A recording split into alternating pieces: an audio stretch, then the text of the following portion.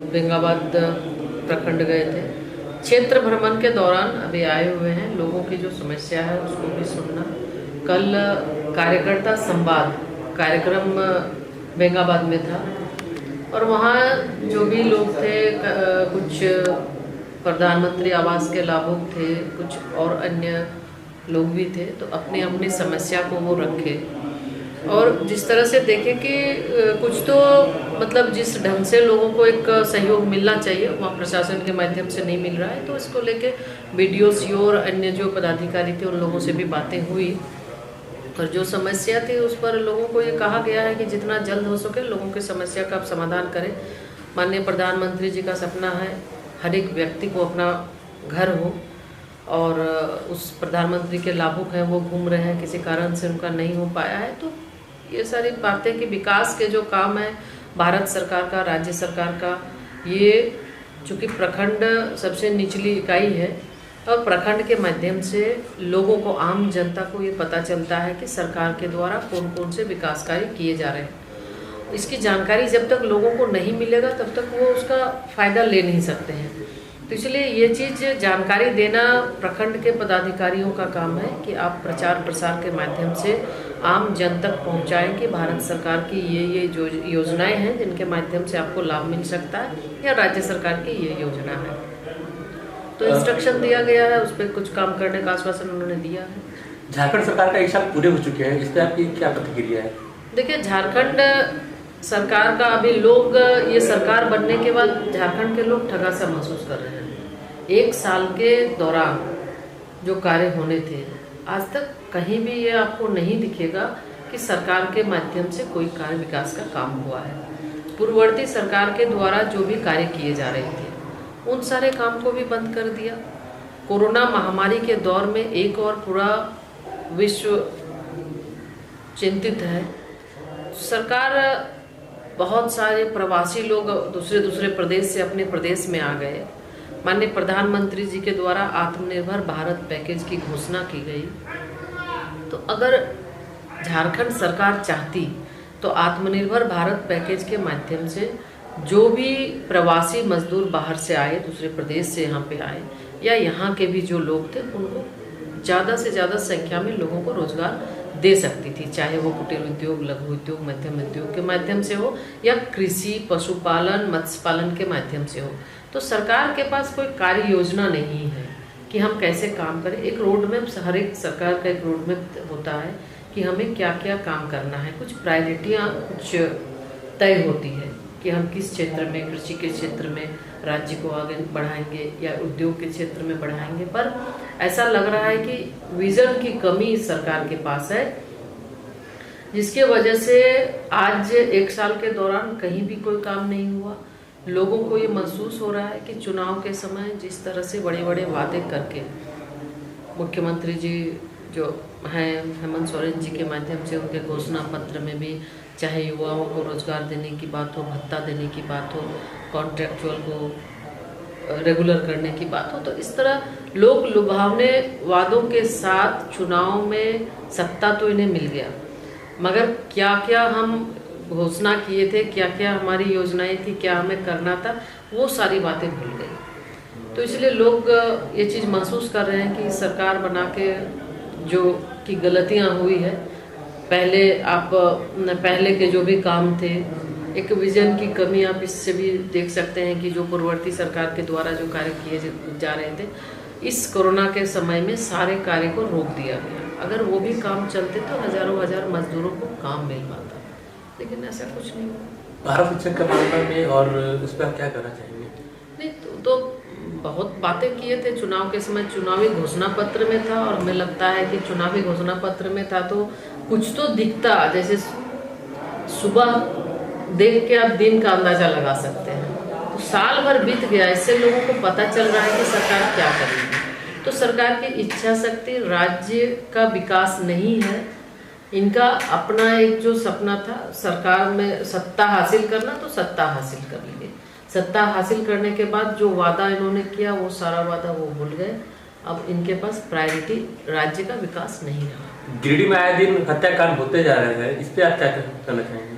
देखिए, लगातार आप अगर देखें तो जिस तरह से घटनाएं बढ़ी हैं, चाहे लॉ एंड ऑर्डर बिल्कुल गिरा है, कि आज खास करके गिरिडीह की बात, तो गिरिडीह तो है ही, साथ साथ पूरे प्रदेश में आप देखें तो लगातार उग्रवादी घटनाओं में वृद्धि हुई है। हत्या, लूट, बलात्कार, इस तरह की घटनाएं लगातार बढ़ती जा रही है। और गिरिडीह जिला में भी लगातार कई घटनाएं हुई। अभी कल भी एक घटना हुई है। इसके पहले भी एक मुस्कान, एक बच्ची के साथ हुआ था। उसके पहले भी एक हत्या बगल में कैलाश यादव की भी। तो लगातार इस तरह की घटनाएं हो रही है।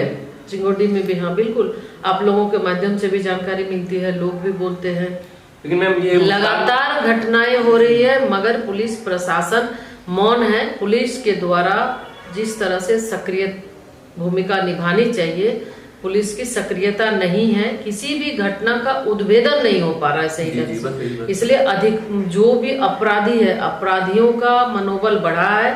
अपराधी बेखौफ घटनाएं करते जा रहे हैं, पुलिस प्रशासन मौन है। ये जो आपके गिरिडीह की मुस्कान कुमारी है, उसका भी अभी तक उद्भेदन नहीं हो पाया पूरी तरीके से। इसलिए बोले घटना का उद्भेदन न होना ये शोचनीय विषय है, ये दुखद है। जब तक घटना का उद्भेदन पूरी तरह से नहीं होगा, तब तक बिल्कुल अपराधी को कोई भय ही नहीं है। वो बेलगाम होके वो कर रहे हैं, और पुलिस वाले चुप बैठे हैं। कहीं भी किसी तरह की कोई, उनको इस बात का कोई लगता है, चिंता भी नहीं है कि इतनी मैंने लगातार ये घटनाएं हो रही है। इससे संबंधित कई बार झारखंड के डीजीपी से भी बात हुई थी इस मुद्दे को लेके। और भारतीय जनता पार्टी लगातार आंदोलनरत भी है। आप देखें, पिछला भी हुआ तो विधि व्यवस्था को लेके हमारा धरना भी था। और लगातार हम ये चाहते हैं कि राज्य के लोग सुरक्षित रहे। आज महिलाएं सुरक्षित नहीं है, आज लोग सुरक्षित नहीं है। तो जब प्रदेश में लोग सुरक्षित ना हो, मतलब रांची जो राजधानी है, वहाँ माननीय राज्यपाल महोदया उनके कैंपस के सामने वहां पे पोस्टर चिपका के लोग चले जाते हैं, कुछ पता नहीं चलता है। तो इससे ये लग रहा है कि सब लोग बेखौफ हो गए हैं, किसी का भय नहीं है। लगातार घटनाएं हो रही है, पुलिस के द्वारा कोई भी कार्रवाई नहीं हो रही है। तो ये पता चला कि कुछ दिन पहले वो जो बच्ची थी मुस्कान कुमारी, वो ट्यूशन पढ़ने के लिए जाती थी, उसको गिरिडीह के बारे में ज्यादा जानकारी नहीं था। फिर भी कुछ उसे प्रशासन जो है तो आत्महत्या का मामला दे रही है, जबकि उसका हत्या करके उसे पेट पे लटकाया गया। बिल्कुल, देखिए, इसलिए बोले कि ये सब प्रशासन को निष्पक्ष होके जनता जो भी समस्याएं आ रही है, समस्या का समाधान करना चाहिए। पब्लिक बहुत विश्वास करती है, भरोसा करती है। और अगर जो रक्षक है, रक्षक ही अगर रक्षक बने तब तो बहुत मुश्किल है। इसलिए रक्षक को रक्षक की भूमिका में रहनी चाहिए। और जो सच है, बगैर किसी के दबाव के, बगैर किसी के प्रेशर के, और पुलिस प्रशासन को निष्पक्ष होकर इस सब पर काम करना चाहिए। और जो भी घटनाएं हैं, घटना का उद्भेदन होना चाहिए, सच का सच सामने आना चाहिए। मैम, केंद्र सरकार आपका दिल्ली में आए दिन किसानों की आंदोलन, किसान काफी दिनों से आंदोलन, इस पे आप क्या करना चाहेंगे? देखिए, आप किसान आंदोलन के बारे में आप बोल रहे हैं, तो आप पूरे देश में अगर आप देख लें, किसानों से अगर आप बात करें, तो कहीं भी किसान को परेशानी नहीं है। और जब से माननीय प्रधानमंत्री जी श्री नरेंद्र मोदी जी प्रधानमंत्री बने हैं, देश का बागडोर जब से संभाले हैं, उनकी एक ही मंशा है कि गांव गरीब किसान की बात वो सोचते हैं और आम जन तक सरकार का लाभ पहुंचे, इस दिशा में वो काम करते हैं। और ये जो कृषि बिल है, कृषि नीति है, 3 जो बिल लाया गया, बिल्कुल कहीं बाध्य आप नहीं है। ये तो किसानों को मिसगाइड किया जा रहा है। और हम कहें तो किसान उसमें है ही नहीं, अड़ैतिये हैं जिनको नुकसान हो रहा है। किसान को तो अच्छा है कि वो तो स्वतंत्र हो गए, उसे जहां भी अपना अनाज बेचना वो बेच सकते हैं, ऊंचे दाम में बेच सकते हैं, मंडी में बेच सकते हैं, कहीं भी जहां उनको अच्छा लगे, जहां ज्यादा। और बिल्कुल ऑनलाइन सबका है, रेट है उनके पास, वो कहीं भी देख के करेंगे। तो किसान स्वतंत्र हो गया। प्रधानमंत्री जी की मंशा किसानों की आय दुगुनी हो, किसान आत्मनिर्भर बने, किसान स्वावलंबी बने। लेकिन कुछ वैसे लोग हैं जो कि नहीं चाहते हैं बिचौलिया सिस्टम को खत्म करना। और वैसे ही लोग, कुछ लोगों को ये एक आप देखे होंगे कि उस आंदोलन में कैसे कैसे नारे लगे, उस आंदोलन में किन किन का पोस्टर छपा हुआ है। तो ये वही लोग हैं जो हमेशा से भारतीय जनता पार्टी का विरोध करना, ये उनके लिए एक उनका धर्म हो गया है कि भारतीय जनता पार्टी और एनडीए की सरकार आदरणीय प्रधानमंत्री जी के नेतृत्व में कोई भी कानून बनाए, कोई भी काम योजना को शुरू करे तो उसका विरोध करना है, इसी को लेकर वो विरोध कर रहे हैं। तो मैम केंद्र सरकार जो आपकी अच्छा अगर कानून लाई है कृषि के हित में, तो फिर आए दिन इस तरह से किसानों का मतलब हत्या का मामला, मतलब आत्महत्या का मामला नहीं, आप ये चीज देख रहे होंगे। इसमें झारखंड में आप रहते हैं, आप झारखंड के बारे में आप बता दें कि झारखंड के कितने किसान इसका विरोध किए हैं? नहीं है। तो आप इस चीज को महसूस कर रहे हैं, ना झारखंड में है ना बिहार में। कई ऐसे आप देखेंगे कि पूरे देश में ऐसा नहीं है, कुछ जगह पे ये क्रिएटेड है, सरकार के द्वारा क्रिएटेड ये एक आंदोलन।